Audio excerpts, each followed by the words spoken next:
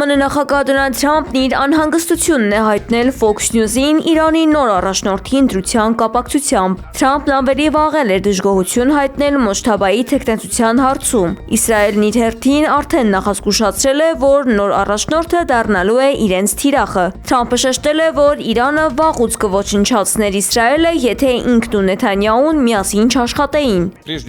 Այս ամենին զուգահեռ Ռուսաստանի նախագահ Վլադիմիր Պուտինը շնորհավորել է Մոջթաբա Խամենեիին Իրանի գերագույն առաջնորդի պաշտոնում նշանակվելու առիթով։ Իր ուղերձում Պուտինը հաստատել է Մոսկվայի անսասան աջակցությունը Թեհրանին և համերաշխություն հայտնել իրանցի գործընկերներին։ Նա վստահեցրել է, որ նոր առաջնորդը պատվով կշարունակի իր հոր գործը և կմիավորի ժողովրդին ծանր փորձությունների ժամանակ։